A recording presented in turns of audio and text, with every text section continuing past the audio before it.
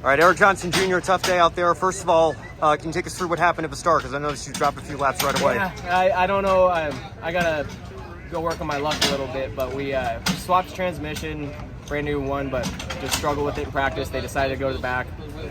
That was all fixed for the rest of the race, which was great with the new one. But coming to the green, I've never had it happen, but we broke an axle before the green even dropped. So tried to survive the best we could. The guys did a great job fixing that as quick as they could, and I think we started the race like about 5 laps down really. So we're just in recovery mode, trying to make sure we get a good read. I'm really excited to go to Portland with this car, so I wanted to make sure we still felt everything out and picked our battles wisely out there. So we just wrapped up top in the 68. Hate to see what happened with them there, but overall felt like we got all we could today.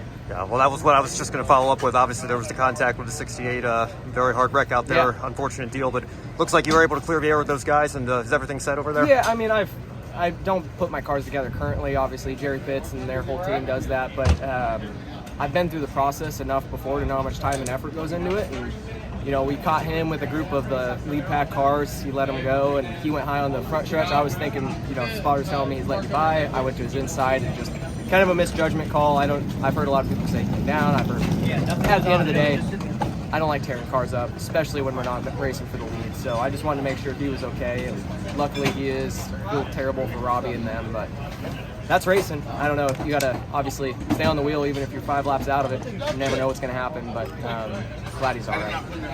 Thank you for your time, Eric. Yeah, of course. Thank you.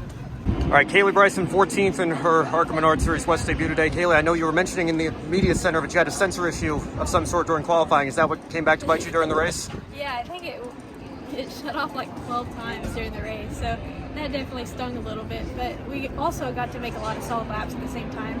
And one of our quickest laps was like lap 58, and we would have been in the top 6 in running order with our time there. So we feel good about it, but I think once we fix all the wiring issues and that stuff's always fun, but once we get that in order, I think we'll be set.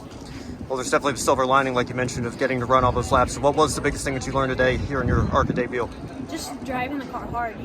The better you drive these cars, the better they handle. So just getting used to that and used to all the traffic, and everybody drives pretty wild here, which is pretty fun at the same time. Just being aware of that's pretty big, and braking is huge. I realized that I could brake even later than I thought I could, and how much I could brake it was pretty cool. I know you said earlier, but this is a one-off for now. If you do come back, would you want to try another road course, or do you want to give an oval shot? I'll probably do a little bit of both if I get the choice. Awesome. All right. Well, congratulations again, and best of luck the rest of the season. Thank you.